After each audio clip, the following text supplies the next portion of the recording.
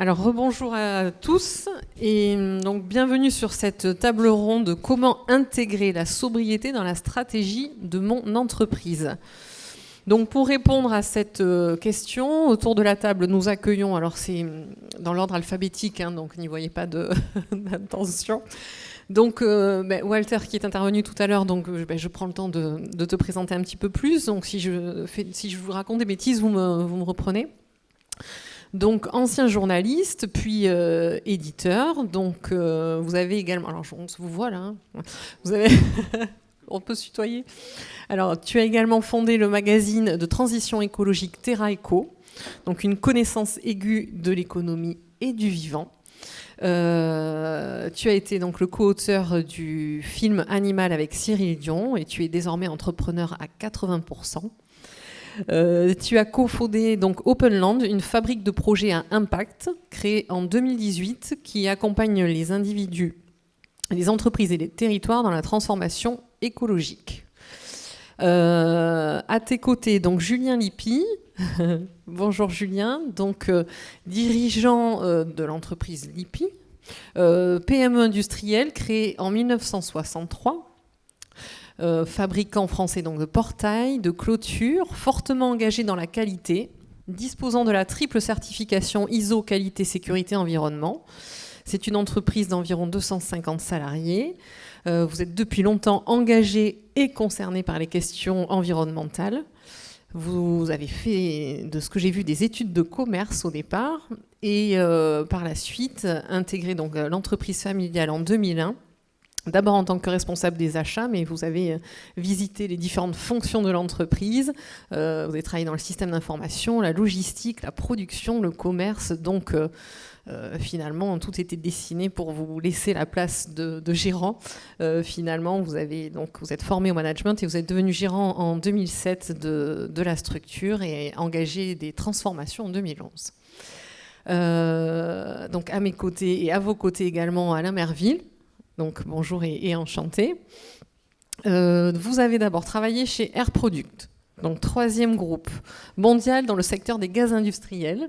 Et vous avez développé des compétences techniques, sécurité et de facilitation d'amélioration continue, ce qui vous a permis donc par la suite de rejoindre Airbus en 2011 dans le domaine de l'amélioration continue toujours, de l'innovation pour rejoindre en 2018 l'équipe de transformation au sein de la division ingénierie qui vise à apporter de nouvelles méthodes de travail et à encourager une innovation non conventionnelle donc au sein de Airbus. Vous êtes devenu Transformation Officer, c'est comme ça qu'on dit ? Oui. Au sein du groupe Airbus, vous nous expliquerez tout ça après. Et Isabelle, donc également, Moreau-Jogin, donc qui nous accompagne. Donc Isabelle, après un parcours dans les fonctions experte matériaux en R&D qualité chez Schneider Electric, vous avez été chef de projet mondiaux en business unit. Et depuis 7 ans, vous êtes directrice sécurité environnement Europe au sein du groupe, donc Schneider Electric, et directrice de l'assainissement des sols et gestion du passif pour tous les sites basés en Europe. Donc bonjour à tous et merci donc d'avoir répondu présent pour cette table ronde. Je vais juste pour vous laisser plus de temps pour vous exprimer, peut-être qu'on se mette d'accord sur la notion de sobriété ou comment on peut l'introduire et après vous y mettrez effectivement des éléments plus précis. Reprendre ce qui est commun dans cette notion de sobriété qu'on a évoqué lors de la présentation, c'est donc a priori donc une modération de la production et de la consommation en ressources énergétiques et matérielles. Et encore une fois, ce qui diffère finalement, c'était le degré, l'échelle d'implication que va avoir une structure.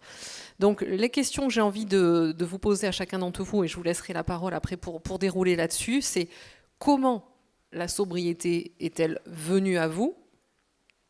Comment vous l'avez intégrée ? Comment elle est intégrée dans votre structure ? Quels freins vous avez pu vous rencontrer ? D'ailleurs, vous avez pu vous rencontrer aujourd'hui. Quels constats et éventuellement quels conseils vous pouvez nous donner ? Donc merci. Et pour l'ordre de passage, peut-être, j'avais donné plutôt par rapport à la taille des structures. Donc Élodie n'étant pas là, Walter, si tu veux bien commencer. Ensuite avec Julien, Isabelle et pour terminer avec Alain.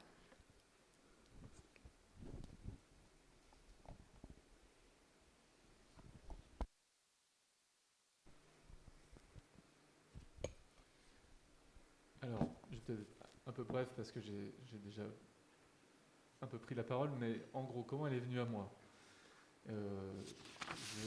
Elle est venue à moi au gré de la vie et des hasards. Il se trouve que dans ma vie précédente professionnelle, j'étais éditeur de presse parce que, comme journaliste économique, je m'intéressais à la manière de mixer les sujets économiques, écologiques et sociaux. Et on était entre 2001 et 2004, et je peux vous dire que c'était pas simple. Et donc, ne trouvant pas le journal de mes rêves, eh ben, j'ai décidé de le créer. C'est un peu bête, mais enfin c'est un peu bête. C'est un peu simple comme analyse, mais voilà, ça s'est vraiment passé comme ça.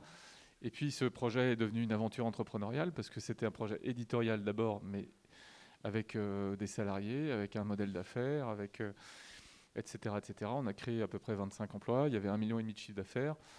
Et il fallait faire tourner tout ça. Donc j'étais de moins en moins éditeur et de plus en plus entrepreneur.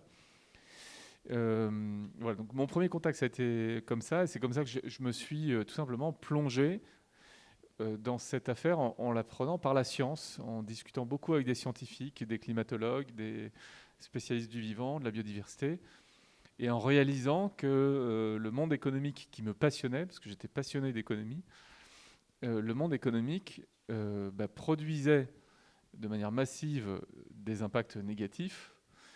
Ça a été mon premier flash et presque ma première souffrance, c'est cette volonté de l'interpeller. J'avais beaucoup d'amis entrepreneurs, tout ça, c'était très difficile parfois de se faire comprendre. Et puis, chemin faisant, de réaliser également que ce monde économique pouvait être source de, je ne sais pas si on peut parler de solution, mais en tout cas de réponse, en tout cas pouvait être un élément clé de cette transformation sociétale. Moi, j'y suis venu, elle est venue, cette sobriété, à moi comme ça, avec cette idée que, bah oui, le CO2, il vaut mieux ne pas l'émettre quand on peut. Et cette réflexion en fait, de la sobriété sur le comment faire, c'est ça, c'est comment je fais ce que j'ai envie de faire ou que j'estime être un besoin pour la société, en mettant en œuvre le moins possible d'énergie, le moins possible de matière, en le faisant avec le plus de conscience de mes impacts. Et puis parfois, il n'y a pas de solution, où il faut phaser les choses. On ne peut pas faire tout du jour au lendemain. Enfin, Rome, ce n'est pas fait en un jour. Donc, mais avec cette idée quand même de mettre en place des process qui font qu'on fait du mieux qu'on peut. Voilà. Pour moi, j'aime bien beaucoup cette phrase que j'emprunte à une start-up nantaise qui s'appelle Rosemood. Du mieux qu'on peut. Je trouve que c'est vraiment bien. C'est en l'état actuel des choses, qu'est-ce que je peux faire de mieux sur ce sujet ? Sur le climat, sur la biodiversité, sur les ressources et sur la question humaine, comme je le disais tout à l'heure. Et puis, il y a une...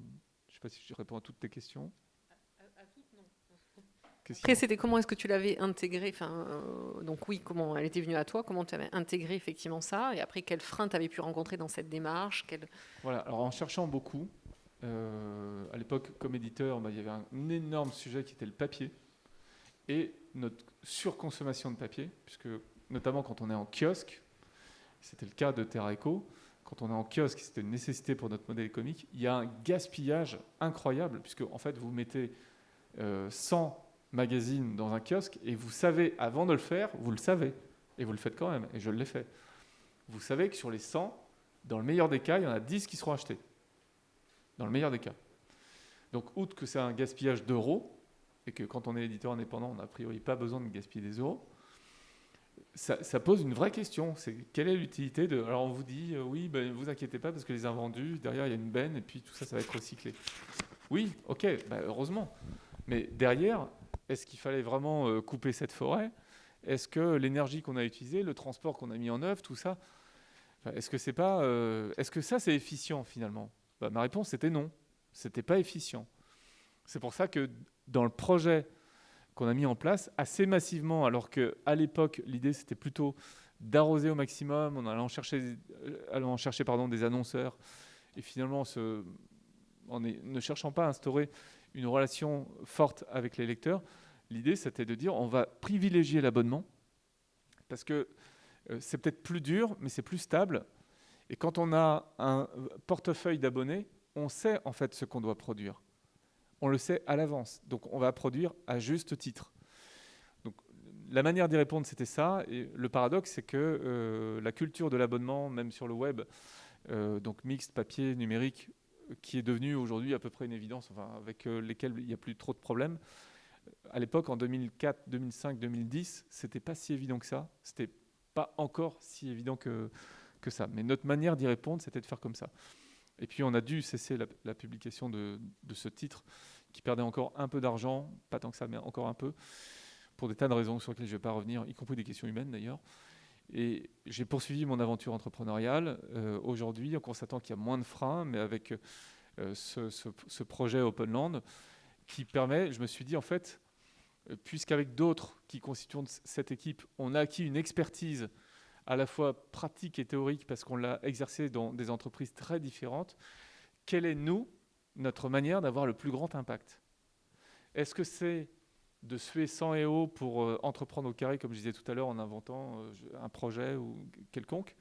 Ou est-ce que ce n'est pas plutôt d'aller nous rendre utiles auprès de gens qui sont déjà en situation d'entreprendre, qui sont déjà en situation d'avoir des clients, des fournisseurs, une communauté, et les aider à se transformer? Et je me suis dit, c'est finalement en termes de représentation, on est un peu dans la soute, on est un peu en arrière-plan, donc on est moins dans la lumière. Et pour l'ego, c'est peut-être un peu moins, voilà, bon. Mais si on aide des entreprises à réduire fortement les impacts, voire demain à régénérer, on en parlera peut-être tout à l'heure, ben, en termes de mon efficacité, mon efficience à moi sur Terre, si on arrive à faire quelque chose, c'est là que se trouve ma place. Donc c'est comme ça que j'ai répondu aux questions que tu poses, Aurélie, et que je m'envisage aujourd'hui, et ça me va très très bien.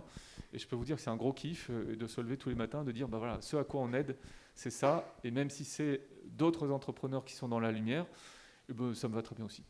Et du coup, quel constat tu fais par rapport à justement à ton engagement dans Openland, justement? Tu accompagnes les individus, les territoires, les entreprises. Maintenant, avec le recul que tu as, comment ça se passe? Comment c'est appréhendé déjà?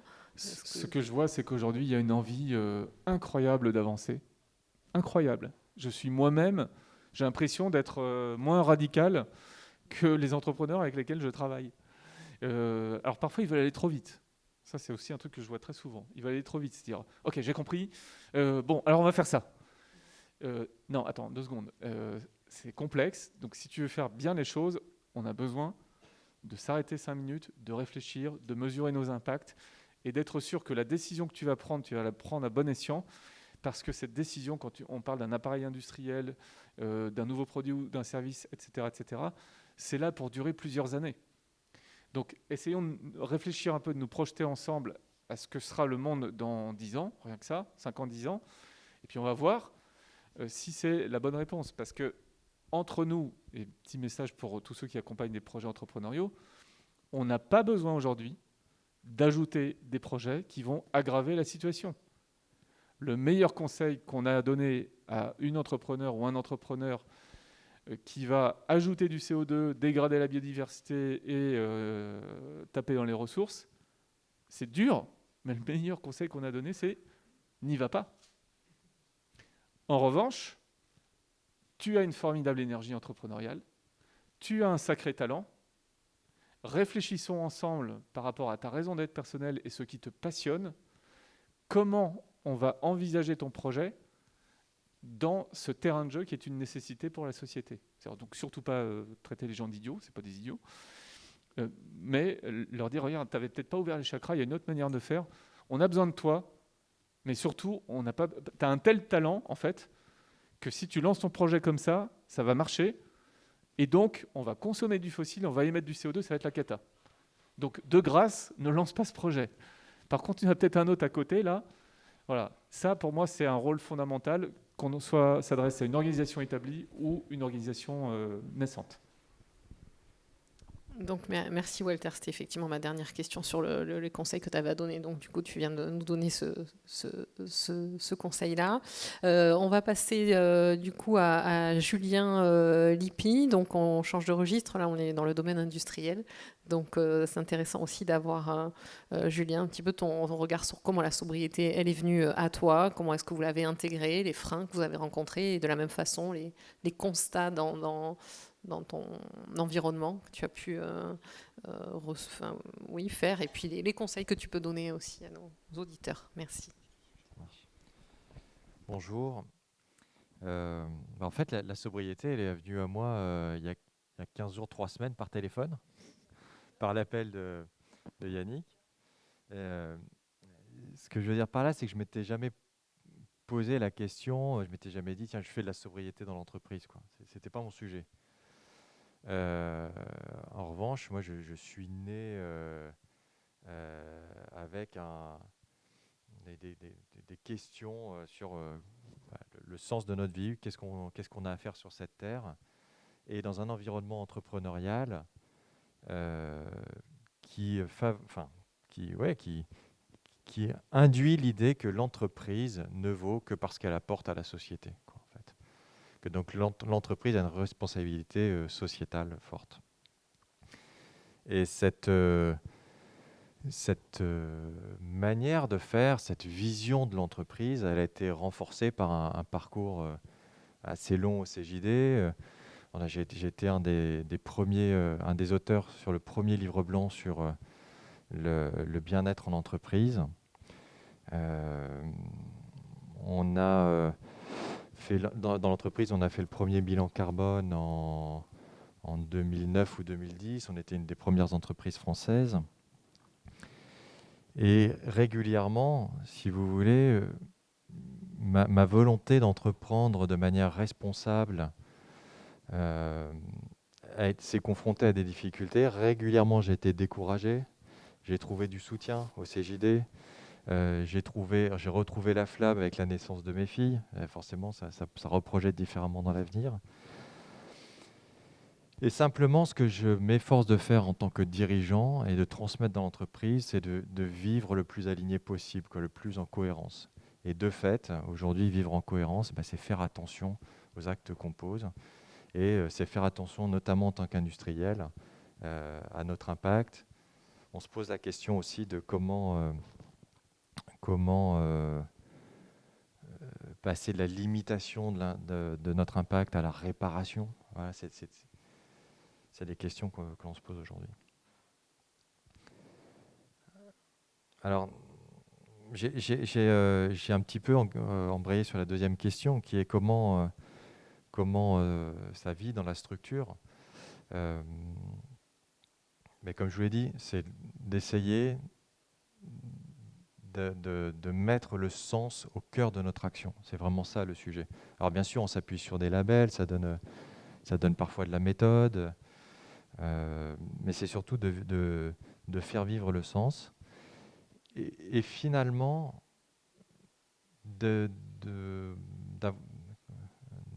j'allais dire d'avoir du bon sens. Alors je voulais illustrer sur 4 domaines en fait. Un domaine sur le process. Qu'est-ce que ça veut dire la sobriété pour nous concrètement dans les process? Nous, on a une démarche Lean depuis extrêmement longtemps. On avait une ligne de peinture qui, il y a 15 ans, était en bout de vie. Cette ligne de peinture, elle vit toujours aujourd'hui. Parce que simplement, au lieu de se dire, je vais la jeter, agrandir le bâtiment, en implanter une nouvelle. Alors, c'est une ligne de peinture, ça fait 200 mètres de long, c'est de l'acier, c'est de l'empreinte au sol. Eh bien, on l'entretient, on la modernise, on la fait vivre, et ce faisant, on évite des nouveaux investissements. Et on voit que là, il y a un intérêt, c'est qu'on évite des investissements économiques et on évite des coûts carbone, des coûts de matières premières, etc. Au niveau des produits, on peut travailler aussi. Nous, on a un poteau qui est emblématique, sur lequel on a travaillé sur la réduction du poids en augmentant les qualités techniques, donc la durabilité, la résistance du produit, et en travaillant une esthétique particulière qui en fait un leader de son marché. Donc là, c'est au niveau du produit. On travaille sur de la réduction de consommation, de la réduction de la pénibilité aussi, parce que quand on diminue les poids des produits qu'on c'est-à-dire qu'on brasse, hein, on est dans le... Là, on améliore les conditions de travail et on voit qu'il y a plein d'éléments de synergie en réalité à la sobriété. Au niveau stratégique, eh bien, c'est par exemple de créer un réseau d'installateurs qui distribuent, installent nos produits, mais qui demain est en capacité de rénover. Et pourquoi pas de se passer complètement de la vente de produits et d'être dans une logique de cycle local, court, sur notre savoir-faire qui est l'aménagement extérieur, mais en se passant de la vente des produits. Ça, c'est une possibilité qui nous est offerte par une orientation stratégique et qui est voulue, hein. C'est pas un hasard. Et puis, on peut agir aussi au niveau politique. Donc concrètement, sur une dizaine d'années, on avait des appros qui venaient de Chine. Alors déjà, on produit nous en France, hein, tous nos produits sont fabriqués en France. On avait des appros qui venaient de Chine. Bon, là, on a commencé à faible valeur ajoutée. Donc faible valeur ajoutée, ça veut dire beaucoup de déplacements de matière pour peu de salaire. Donc peu d'intérêt au niveau de la collectivité. Donc on a arrêté progressivement ces produits. Et puis pour les matières premières qu'on transforme, on les a ramenées au plus proche possible de nos usines. Donc ça, c'est purement politique, hein. Je veux dire, en termes de... Il n'y a aucun intérêt économique à ramener les matières. Okay. Donc voilà quatre dimensions qui permettent de faire vivre cette notion de sobriété. Alors vous m'avez posé les questions des freins aussi. Bon, les freins, je pense que ce que j'ai entendu, c'est qu'on a tous les mêmes. Alors parfois ils sont techniques, parfois ils sont économiques, parfois ils sont organisationnels. Parfois c'est juste des freins mentaux, quoi. On n'arrive pas à voir les choses différemment.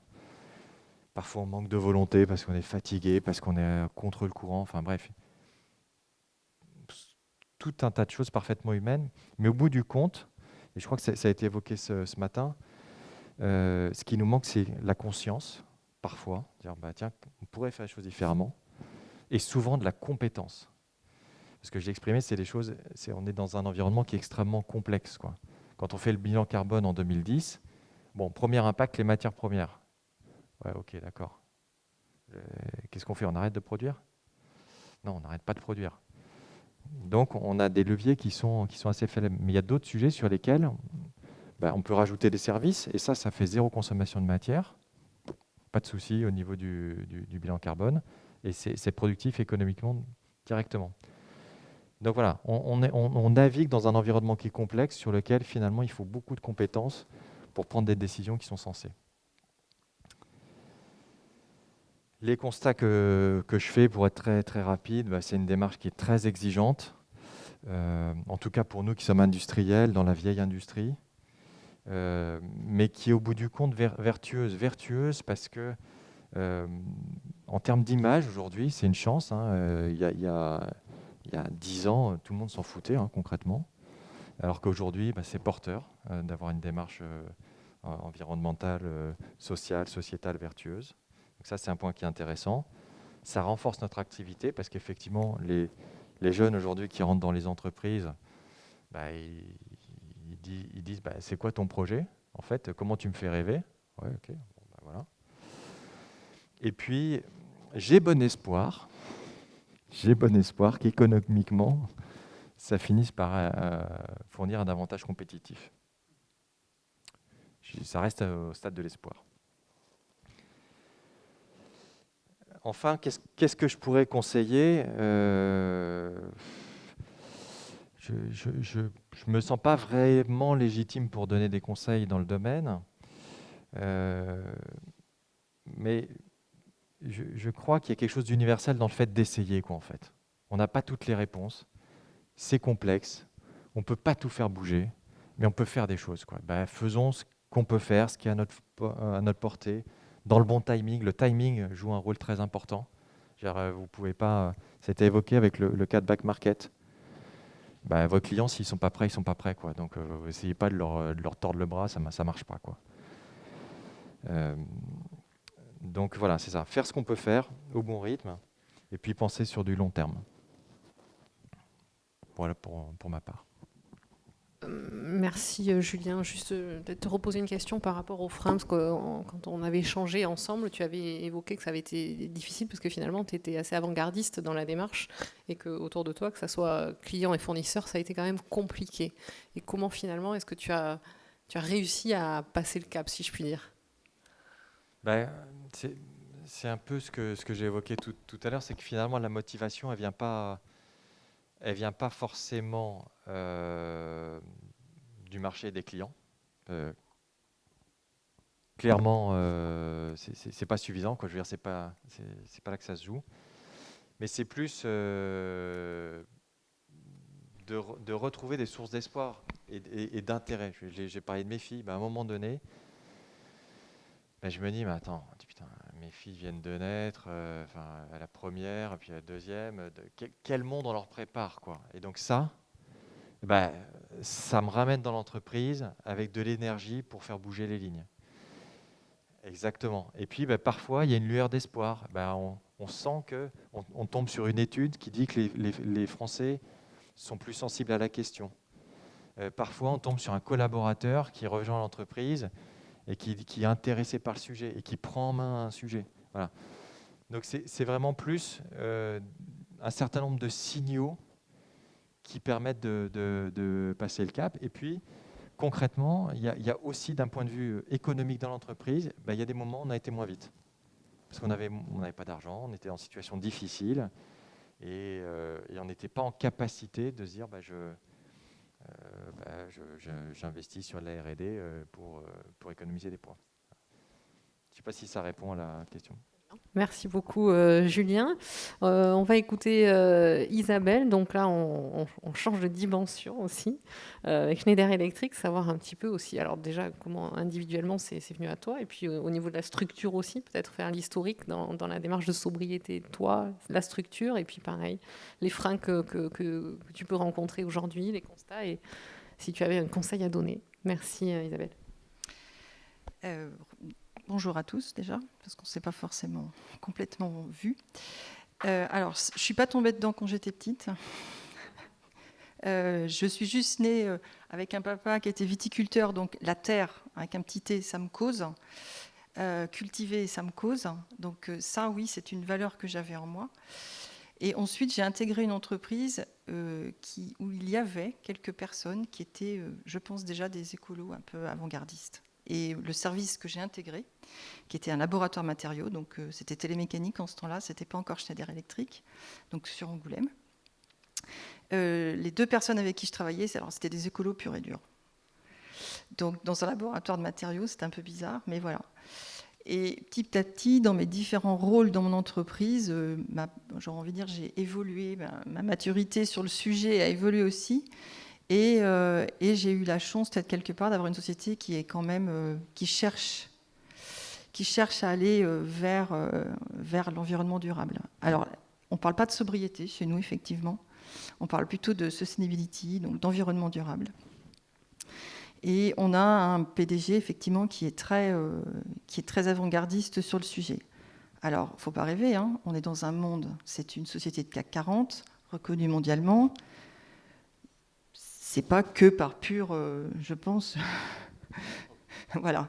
Mais n'empêche que c'est des opportunités qu'il faut prendre. Et donc, quand on m'a proposé le poste de directeur environnement énergie pour toute la partie Europe, je me suis dit yes. Là, vraiment, j'ai eu une bascule et je me suis dit c'est le moment d'essayer de faire quelque chose. Je vais pouvoir pousser des choses et les mettre en œuvre. Et je vais y aller. Alors, c'est pas simple tous les jours, hein, évidemment. J'aurais envie de dire ce qui nous a aidés, c'est la stratégie. Hein. Il y a une stratégie qui est très claire, qui est vraiment décidée par le PDG. Les freins, c'est tous les niveaux qu'il y a entre lui et moi, par exemple. Toutes les hiérarchiques, hein, mais ça, c'est pas nouveau. À chaque fois qu'une société doit se transformer, on sait très bien que c'est le middle management qui est le plus dur à convaincre. Et non pas parce qu'il est réticent de nature, mais parce que c'est lui qui va devoir manager, qui va devoir gérer les gens, qui va devoir gérer cette transformation. Et souvent, ce qu'oublient les sociétés, c'est qu'elles n'accompagnent pas ces gens-là. Ils reçoivent des ordres qu'ils doivent appliquer, Et en fait, certains vont être convaincus naturellement, mais d'autres pas. Donc en fait, il faut les accompagner. Et là, typiquement sur le sujet de tout ce qui est environnement durable, on est en plein dedans. Donc les gens convaincus, dans une grosse société, à l'origine, il y en a très peu. Donc il faut amener.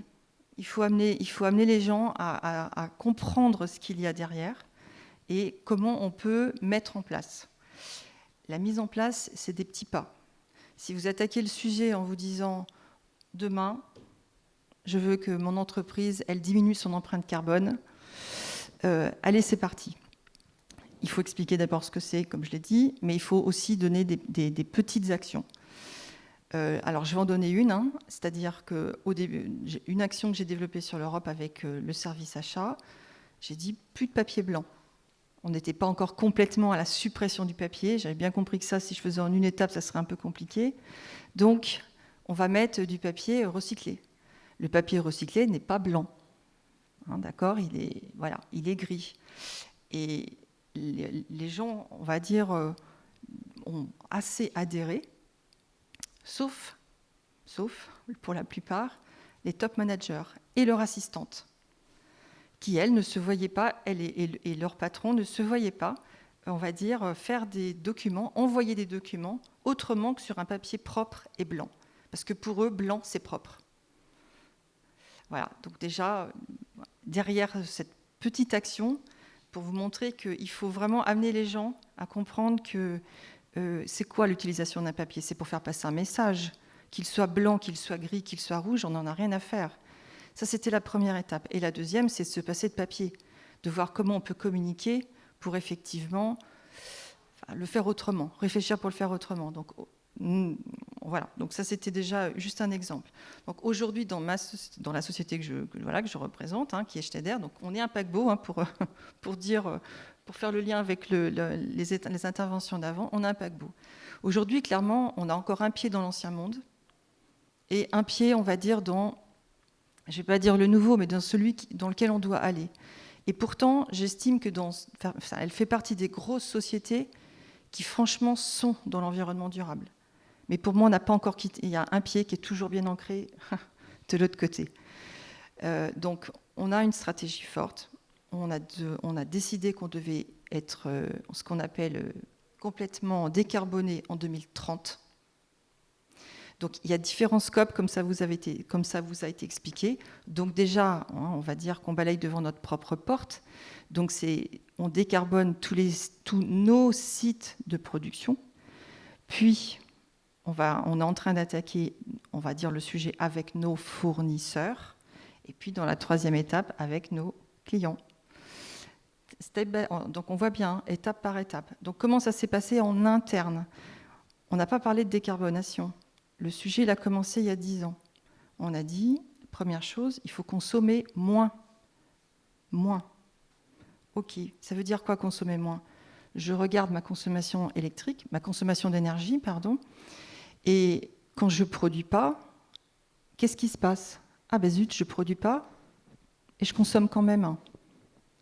Voilà, première chose. Regardez dans votre entreprise, qu'est-ce qui se passe le samedi et le dimanche si c'est par exemple des jours où vous ne travaillez pas ? Si vous consommez, ce n'est pas normal.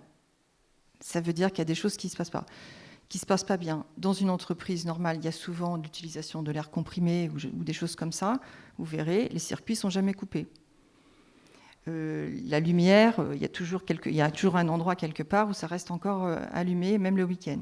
C'est des actions comme ça, des actions basiques, des actions très très simples dans notre vie de tous les jours. Ça veut dire qu'il faut convaincre les gens de méthode maintenance, que quand la machine ne produit pas, il n'y a pas de raison qu'elle consomme, y compris dans la journée. Donc c'est des méthodes de travail effectivement qu'il faut revoir. Donc ça c'est un exemple. Donc ça c'était la première étape qu'on a menée pour la partie décarbonation. Le deuxième, on va dire la première étape, donc consommer moins. La deuxième étape, c'est consommer mieux. Ok, je diminue ma consommation et maintenant je vais vers de l'énergie renouvelable. Donc j'enlève mes énergies fossiles et je vais vers de l'électrique et de l'électrique qui sera renouvelable. Donc on a attaqué ce sujet-là il y a à peu près 6 ans. Donc petit à petit, voilà, on travaille avec les différents, donc avec les achats, pareil, pour acheter notre électricité renouvelable. Et on travaille avec les usines de production, on en a une centaine à peu près en Europe, pour qu'ils n'utilisent plus du charbon, on va dire, toutes les sortes d'énergies fossiles possibles et inimaginables. Alors après, on se heurte aussi aux problématiques des pays. Quand l'Allemagne décide d'aller dans le charbon pour enlever le nucléaire, c'est bien. Mais nous, on va dire, ni l'un ni l'autre ne nous conviennent. Donc il faut aussi travailler ces sujets-là.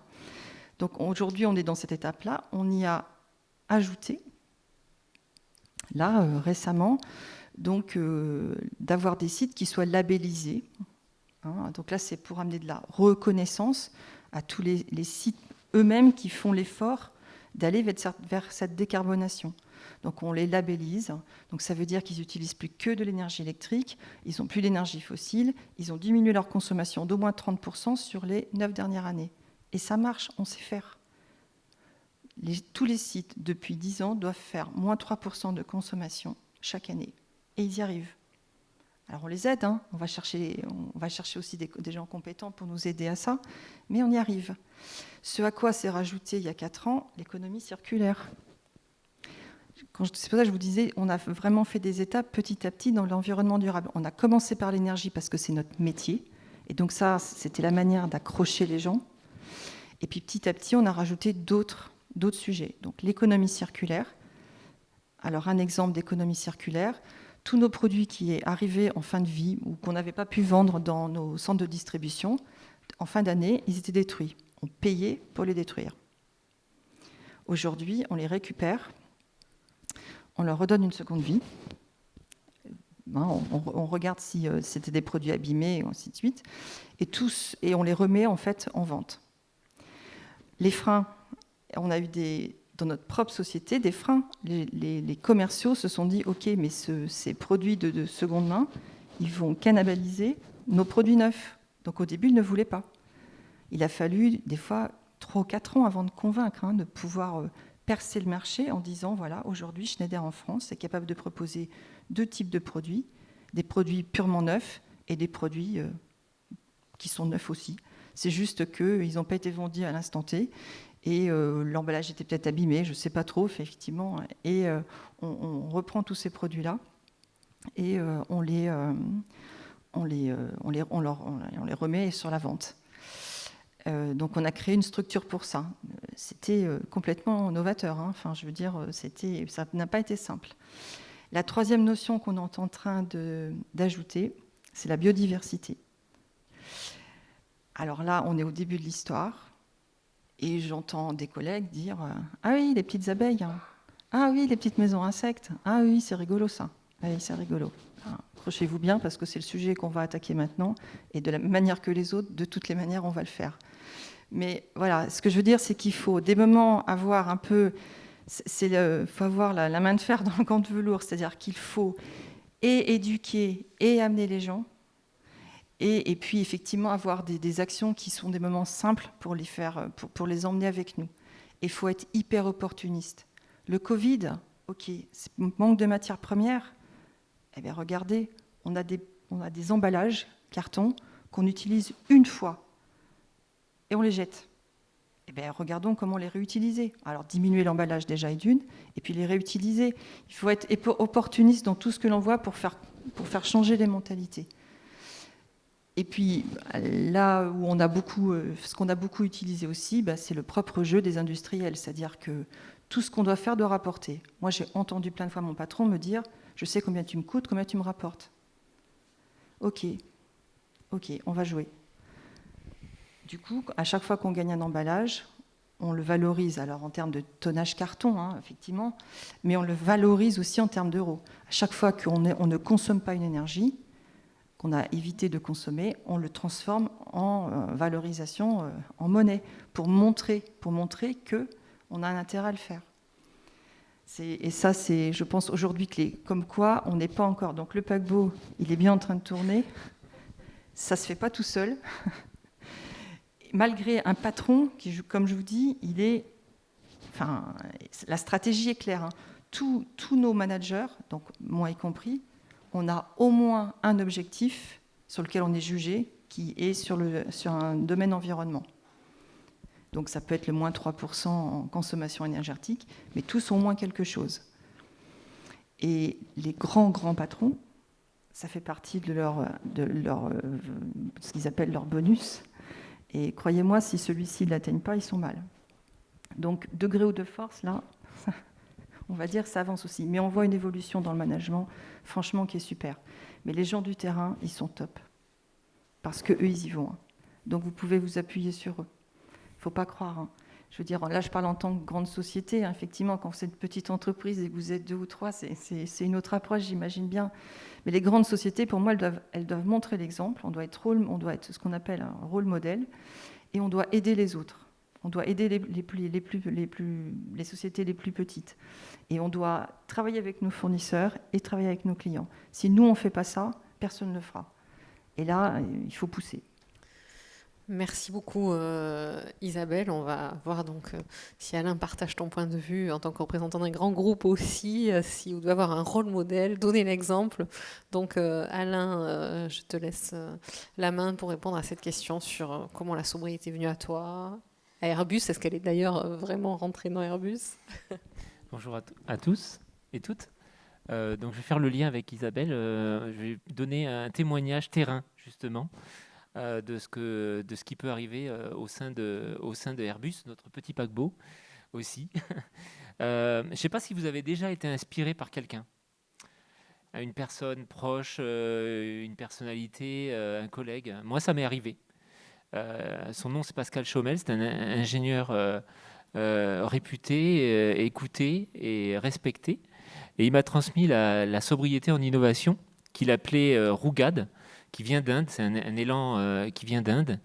C'est de l'innovation frugale. Et c'est bien connu, c'est dans les pays les plus démunis qu'on a le plus de créativité.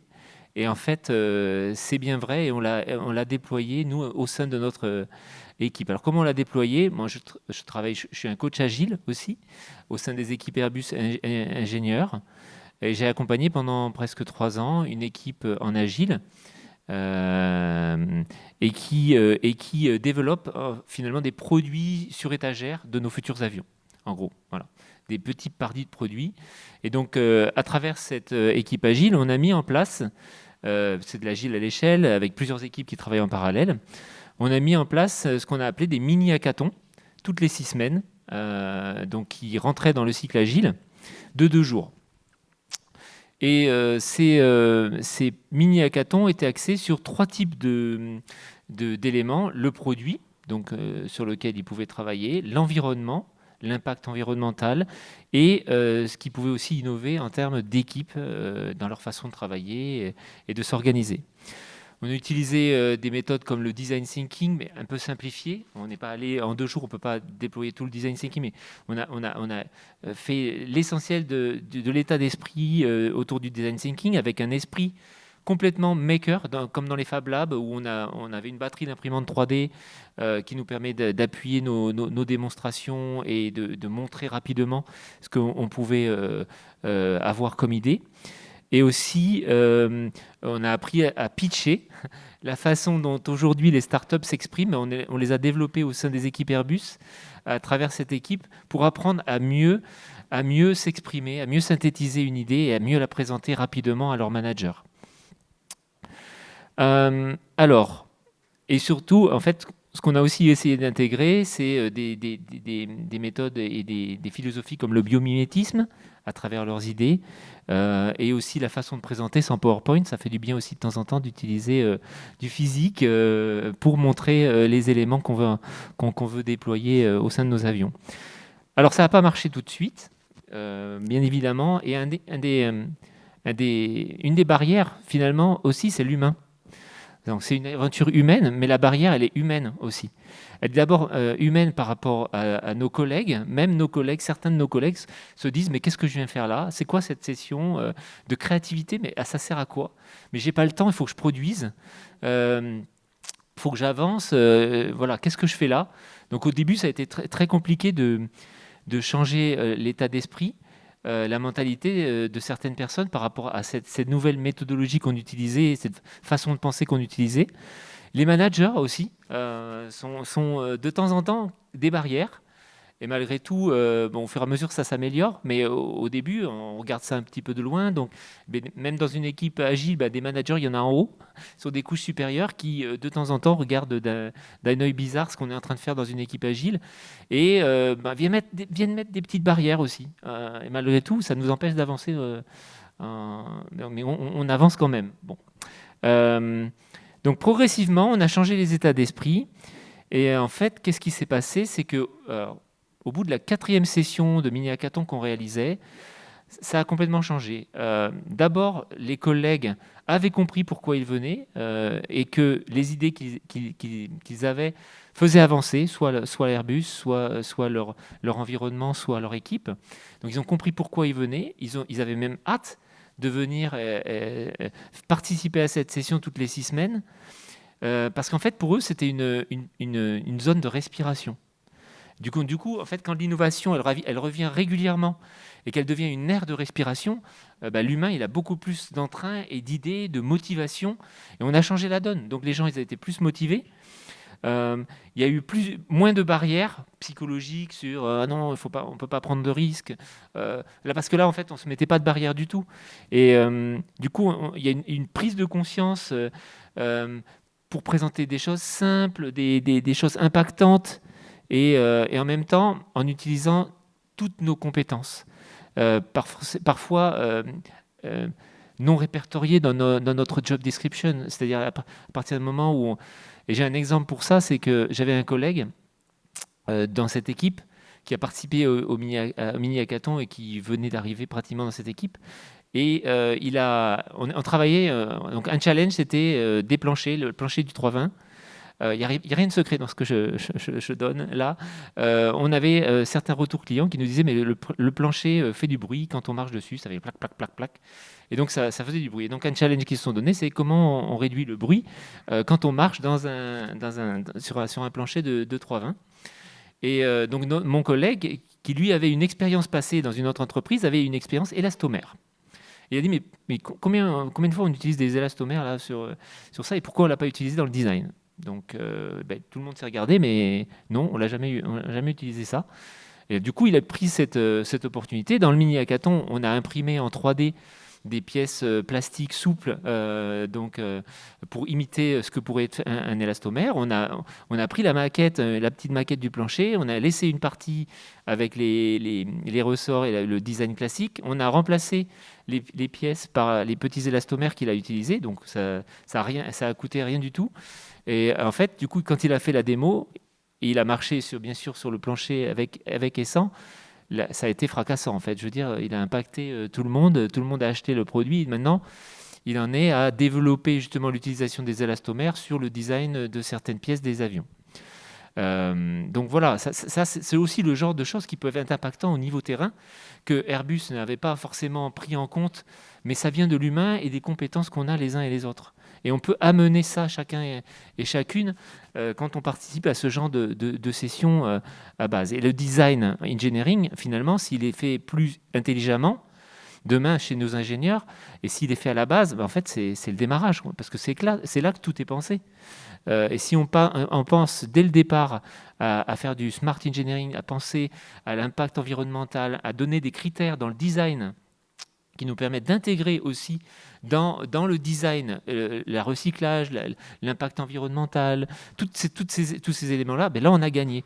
Et donc, bon, ça c'est un exemple. Donc du coup,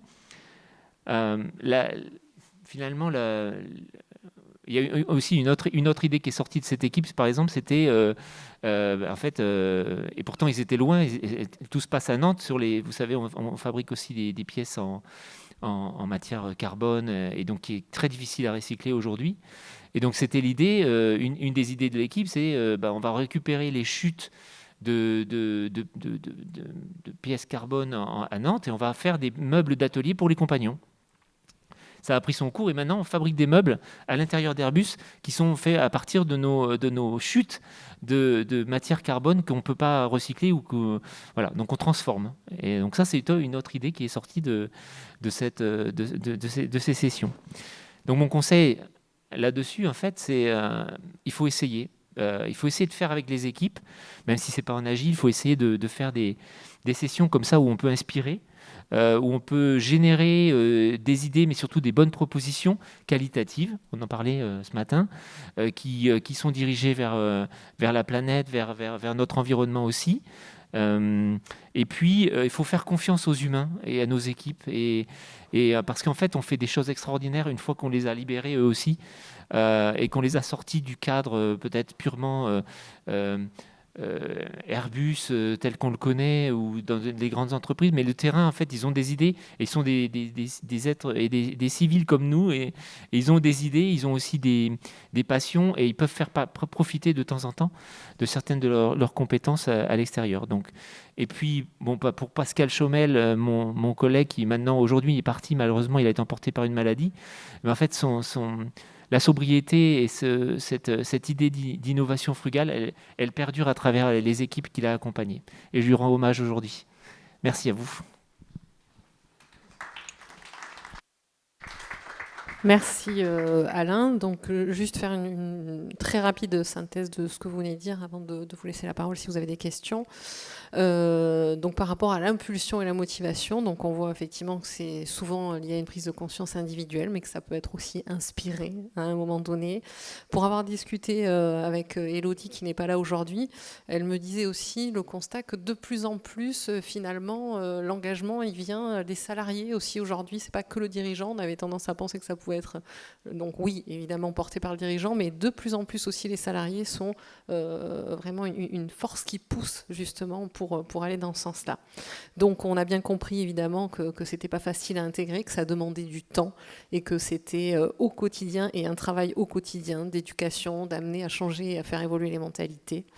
Le constat effectivement aussi que vous faites, c'est que les mentalités ont quand même évolué dans le bon sens, que les gens sont davantage prêts finalement à accueillir et à entendre effectivement cette notion de sobriété.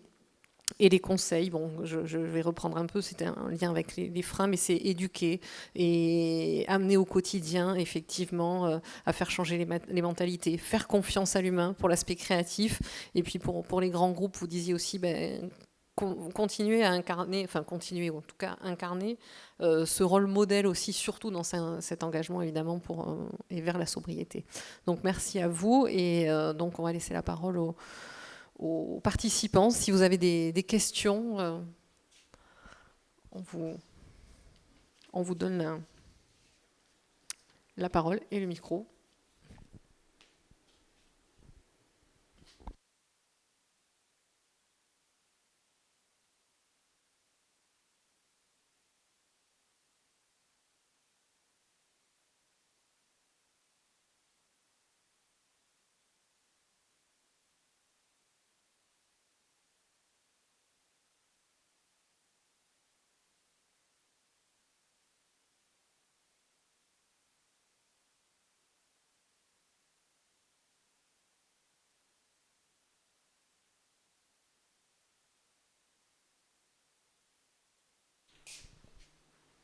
Un, deux, oui. Oui, alors c'était. Alors merci pour ce témoignage. C'était pour également compléter un peu le propos de mon collègue d'Airbus, en disant qu'effectivement la réflexion qu'on peut avoir sur la sobriété, la frugalité, c'était effectivement peut-être consommer moins, mais aussi se poser la question de l'utilisation des ressources qui sont naturellement disponibles autour de nous, quelles qu'elles soient d'ailleurs, sur le plan matériel. Donc là, Alain évoquait le cas de la récupération de déchets pour faire des meubles. Récemment, Airbus a communiqué aussi sur la réutilisation de tissus carbone de nos établissements de Nantes pour réaliser des planches de surf. Donc, c'est une start-up qui est en Pays Basque. Ça, c'est un exemple. Mais il y a aussi les ressources humaines. Moi, je pense aux actions de co-développement qu'on peut mener autour de nous. Nous, Airbus Développement, on le fait. Alors, on a eu une expérience notamment sur Bordeaux avec un incubateur pour lequel on a fait des ateliers de co-développement avec des start-upers. L'idée étant de rassembler des personnes d'univers différents, mais qui peuvent tous contribuer à son projet. Alors, ça part du principe, bien sûr, d'avoir la croyance qu'une personne qui n'est pas dans notre expertise puisse venir challenger notre projet, donc ça demande un peu d'humilité. Et deuxièmement, que les propositions que l'on fait aussi à ces créateurs puissent ne pas être retenues, et ça fait encore un peu appel à un peu d'humilité. Donc voilà, c'est juste mon intervention pour dire que consommer moins, oui, peut-être, mais surtout mieux utiliser les ressources disponibles autour de nous. Voilà. Et je confirme qu'on a de plus en plus maintenant envie et la volonté de faire de l'open innovation, de travailler avec les technocentres pour aller se développer et fabriquer et construire, développer des choses nouvelles ensemble. Est-ce que vous avez d'autres questions? Sinon, moi, j'aurais éventuellement une question, même plusieurs. Mais bon, si on a un peu de temps encore ou pas, une question. Moi, j'avais envie de demander si vous avez une idée de comment embarquer finalement encore plus d'entreprises dans la démarche de la sobriété. Donc, continuer, poursuivre le rôle modèle, je pense effectivement des grands groupes. Après, est-ce que vous avez d'autres idées? Oui, je pense qu'il faut, en se déplaçant d'une économie linéaire vers une économie circulaire, ça veut dire que les grands groupes, on doit travailler beaucoup plus avec les petites entreprises qui sont autour de nous, ce qu'on faisait avant, en fait. Et ce qu'on a perdu, parce que c'est toujours mieux d'aller fabriquer ailleurs et moins cher. Et aujourd'hui, entre autres, c'est de ramener tout ce qu'on peut, parce que la compétence est là, parce que les matières sont là, parce que les acheteurs, parce qu'on est toujours dans un modèle quand même un peu comme ça, mais les acheteurs sont aussi là, enfin, le besoin est là. Voilà.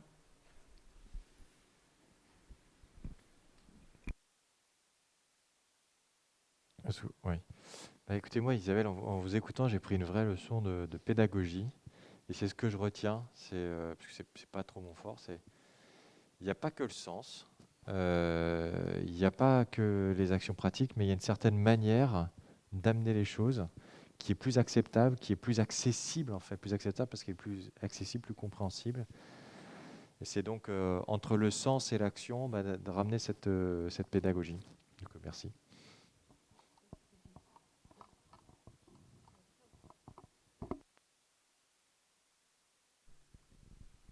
Je trouve qu'effectivement, dans le fait que Rome ne se fait pas en un jour et qu'il faut y aller étape par étape, je me permettrai de faire un commentaire. Vous parlez de petits pas. Moi, je trouve que vous avez des petits pas, mais de grandes ambitions. Et c'est-à-dire qu'inscrire ces jalons qui sont des pas successifs, mais en gardant un cap qui est un cap ambitieux, c'est très important parce que on peut regarder la sobriété, si on reprend cette idée des scopes du bilan carbone, il y a ce qu'on fait au niveau de nos unités de production et l'énergie qui est nécessaire, mais on ne peut pas exister sans s'inscrire dans une chaîne de valeur. Et on l'a dit avec des fournisseurs et des clients. Quand on fait un bilan carbone et quand on dit qu'il faut faire des bilans carbone de scope 3, c'est-à-dire aller chercher en amont et en aval, c'est pas pour se faire mal et se faire culpabiliser. C'est juste parce qu'on n'arrivera pas, cette fois à une échelle macro, à relever les défis si ce n'est pas toute la filière qui bouge. Or, pour faire bouger la filière, effectivement, les grandes marques visibles ont un rôle majeur à jouer parce que c'est elles qui vont être confrontées au public, celles qui ont du poids, celles qui ont des moyens. Et embarquer l'ensemble de la filière va être extrêmement important. Mais ça suppose de se poser de la question de comment on fait des euros. Qu'est-ce qui nous fait gagner de l'argent aujourd'hui? Or, la manière dont les produits que nous fabriquons sont utilisés en aval par les consommateurs et la manière dont les matières qui nous permettent de concevoir ces produits en amont, ça pèse parfois 95% du poids environnemental de l'entreprise, qui sur son scope 1 et 2 va trouver 5% des impacts de la filière. Et on pourrait dire, bon, bah, finalement, je vais me suffire de ça et ça m'ira très bien. Je n'ai pas entendu autour de la table qui que ce soit dire ça d'ailleurs. Hein. Mais notre exigence sociétale, ça va être de se dire comment on va réussir ce défi sur l'ensemble de la chaîne de valeur. Et c'est là que ça devient très difficile. Parce qu'à l'échelle même d'un smartphone ou d'un prototype, on peut arriver à faire de très très grandes choses. Le truc, c'est que derrière, il y a quelque chose qui s'appelle l'effet rebond. C'est plus vous êtes sobre, plus vous faites d'économies, y compris en euros d'ailleurs, en matière et en euros parfois, plus vous avez l'opportunité de développer quantitativement votre offre. Et ça, c'est quelque chose qu'on n'a pas réussi encore, pardonnez-moi l'expression, à craquer dans notre modèle, parce qu'une entreprise, les entreprises majoritairement encore aujourd'hui, elles se développent sur les volumes vendus. Et le modèle qui permette de se développer, ou disons de maintenir l'existant, parce qu'il y a cet enjeu, il y a la question de la rentabilité, il y a la question de l'emploi, c'est des questions qu'on ne peut pas mettre au second plan comme ça, comme si c'était facile. Sinon on fait du yaka faucon et ça mènera nulle part. Mais donc, le faire pivoter le modèle d'affaires, ça c'est quelque chose aujourd'hui qu'on ne sait pas faire. Ce n'est pas une critique, aujourd'hui Airbus ne sait pas fonctionner autrement qu'en vendant des Airbus. Voilà. Si demain, l'ensemble de la chaîne de valeur est décarboné, tant mieux. Moi, je pose la question de est-ce que c'est vraiment possible aujourd'hui? Est-ce qu'on sait que techniquement ça va être possible? Est-ce qu'on est capable de prendre ce risque? C'est une question que je pose à un niveau sociétal. Et sinon, quel est le modèle alternatif qu'on peut faire émerger sans dire, bah, je ne sais pas combien c'est de personnes qui travaillent à Airbus, c'est des centaines de milliers de manière directe et indirecte, sans dire, voilà, tous ces gens-là, on n'a pas de solution pour eux. Et si demain, il fallait limiter ce modèle, question ouverte, comment on fait, soit pour transformer l'entreprise, on a des tas d'entreprises comme, je sais pas, Nokia, comme, qui n'ont pas fait, d'ailleurs je ne sais plus ce que fait Nokia maintenant, mais ils sont probablement toujours un peu dans la téléphonie, mais historiquement, on sait très bien que c'était plutôt des scieries, c'était plutôt, enfin, c'est une entreprise qui a muté un nombre de fois incroyable dans son existence. Donc il faut qu'on soit prêt à ça et se poser la question surtout, et c'est là où c'est très difficile pour nous tous, en valeur absolue et pas juste en valeur relative à l'échelle d'une unité fonctionnelle, parce que le CO2, le budget CO2 dont on dispose collectivement, lui, il se mesure pas en valeur relative, il se mesure en valeur absolue. Et merci beaucoup, merci Walter, merci à tous. Donc nous allons clôturer cette table ronde et je vous invite à nous rejoindre à partir de... Donc merci à vous, je pense qu'on peut les applaudir.